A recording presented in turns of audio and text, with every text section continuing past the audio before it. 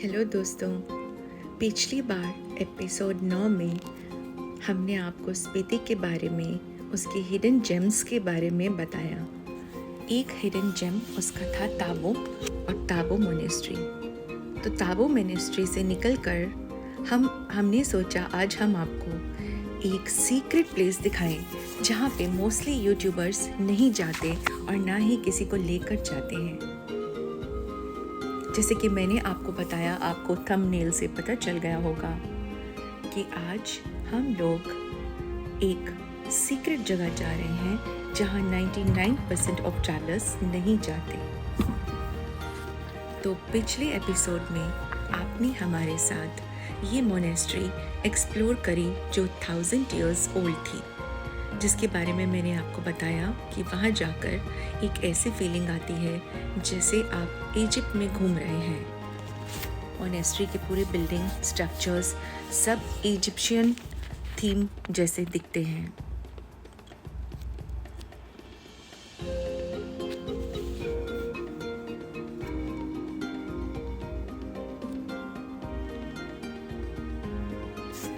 सामने रॉक पर मैंने आपको बताया कि कुछ मंत्रास भी लिखे थे। तो लास्ट एपिसोड में हिडन जेम्स में हम सिर्फ यहीं तक आ पाए थे। तो दोस्तों आइए आज आगे एक्सप्लोर करते हैं। दोस्तों जो चीज़ मैंने आज आपको बतानी थी वो है हिडन केव्स ऑफ ताबो। यहाँ से हमारी चढ़ाई केव्स में शुरू हो जाती है। हाईवे से 200 मीटर की ऊंचाई पर ये केव्स बनी हुई हैं। शुरू में यहाँ पर चढ़ना बहुत ही मुश्किल लगा, लेकिन रास्ते में एक प्यारा सा दोस्त मिल गया चला जा जो हमारे साथ साथ चढ़ने लगा। उसे देखकर मुझे और भी इंस्पिरेशनल फील होने लगा कि जब वो चढ़ सकता है इतना छोटा सा प्राणी, तो हम क्यों नहीं जा सकते। 2 अलग अलग रास्ते थे और सामने हमारे प्रोफेशनल फोटोग्राफर साहब हैं जो कि फोटोग्राफी करने में बिजी हैं। 2 रास्ते थे, एक रास्ता छोटा और बहुत स्टीप खड़ा और दूसरा रास्ता बहुत ही लंबा और कम स्टीप था। तो मैंने स्टीप रास्ते से जाना चूज़ किया, जो छोटा रास्ता था मगर स्टीप था। सामने ताबो की केव्स नजर आ रही हैं। दोस्तों सब लोग थक रहे थे, बहुत ज़्यादा स्टीप चढ़ाई थी, जैसे कि मुझे लग रहा था 75 डिग्रीज था, ये 45 डिग्रीज नहीं था। ऐसे लगा बहुत बड़ी गलती हो गई है ऊपर आके। बीच में बहुत सांस फूलने लगा, बिल्कुल सांस आनी बंद हो गई। इतनी चढ़ाई थी, इतनी एनर्जी थी, इतनी ताकत और एनर्जी यूज़ अप हो चुकी थी। ऐसा लगा कि ऊपर आकर मैंने बहुत बड़ी गलती कर दी है, क्योंकि अब बिल्कुल भी एनर्जी नहीं बची थी। मगर ऊपर से जो देखने को मिला वो नीचे से कहाँ मिलता। यहाँ पे बहुत अलग अलग जगह पर अलग अलग केव्स थी जो कि 1000 साल पहले और आज भी मेडिटेशन के लिए यूज़ होती हैं।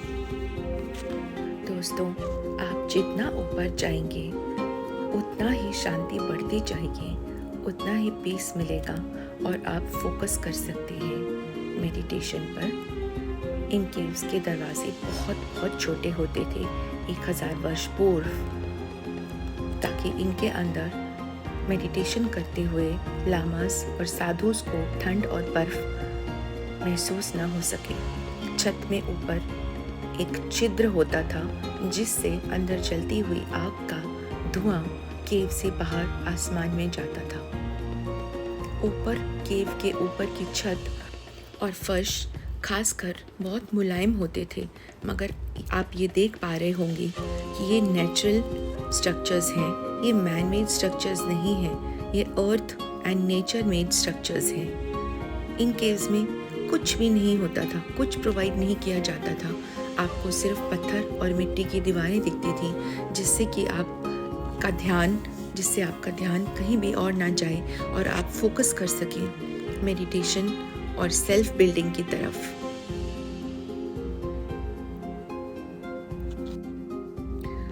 ऊपर की साइड दीवार में कुछ खाने बने हुए हैं जिसमें रोशनी के लिए अंधेरे के बाद दिए रखे जाते थे। इन गुफाओं में आप देख पा रहे होंगे कि दरवाजे अंदर आने और जाने का रास्ता बहुत छोटा है। और दोस्तों, क्या आपको पता है कि हिमालयाज़ में ये पाइल्स ऑफ रॉक्स यानी कि पाइल्स ऑफ स्टोन्स क्या चीज़ें हैं? क्या आप बता सकते हैं ये स्ट्रक्चर्स क्या होते हैं? ये structures high Himalayas, Spiti, Leh Ladakh में आपको मिलेंगे और लोग इनको एज विशेस, एज भगवान के लिए प्रेयर्स रखते हैं। इनमें से हर एक पत्थर एक विश या एक फैमिली मेंबर को रिप्रेजेंट करता है।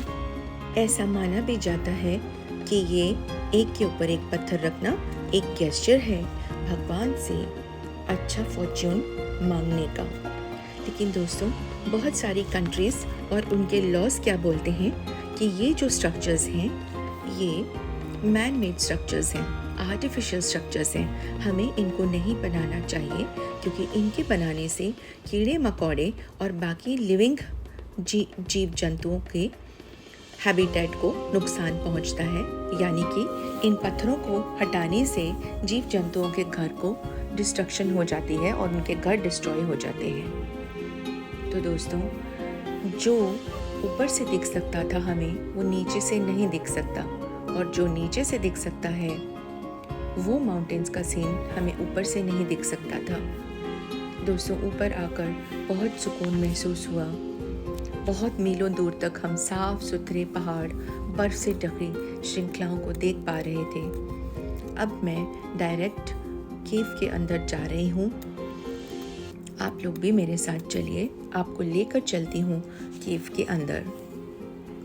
यहाँ पर बिलीव में 75 डिग्रीज की एलिवेशन है, नॉट 45, बट ट्रस्ट मी। बहुत सारे कपड़े पहने हुए हैं, 3 लेयर्स पैंट्स की पहनी हुई हैं, तो पैर भी मुड़ नहीं रहे। और चढ़ाई के लिए आपको एक फर्म बैकग्राउंड चाहिए होता है। ये केव्स अंदर से बहुत बड़ी हैं।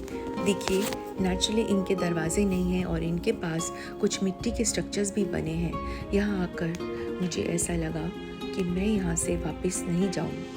बहुत सुकून मिला। ऐसा लगा जैसे मुझे यहाँ से जाने के लिए अब कोई ना बोले, यही मेरा घर है। मुझे ऐसा लग रहा था। ये स्ट्रक्चर्स मिट्टी के थे बट दिल को इतना सुकून दे रहे थे, और इतनी ऊंचाइयों से पहाड़ों को देखना ऐसे लग रहा था ये मेरा घर है और सामने बड़े बड़े बर्फ से ढक। दोस्तों, अब हम नीचे आ गए हैं और एक पानी का पाइप फट गया था जिसमें से कुछ पानी लीक हो रहा था, और लीक होते होते ये गोल सा एक स्ट्रक्चर बन गया था। ये बर्फ़ का स्ट्रक्चर, ये पानी लीक हुआ है और ये जम गया था रात को, जो कि मैं अभी आपके लिए छोटा सा एक फिल्म कर रही हूँ। नीचे से ये पेड़ हमें दिख रहे हैं और ये बहुत उपजाऊ है। ये सीढ़ी वाला रास्ता है जो ऊपर की तरफ जाए। तो दोस्तों, ये जर्नी करके केव्स की हम नीचे उतर आए और अब बढ़ चले हैं अपने आगे की सफ़र की ओर। तो यही तो बात है ट्रैवलिंग की। ये आपको नए लोगों से मिलाती है और नई नई जगहें लेकर जाती है। हर बार हर जगह आप कुछ नया सीख कर जाते हैं। स्पीति की ऐसी और भी बहुत सारी जगह हैं और स्टोरीज़ हैं जो मुझे आपके साथ शेयर करनी है। तो मिलते हैं आपसे एक नए एपिसोड में।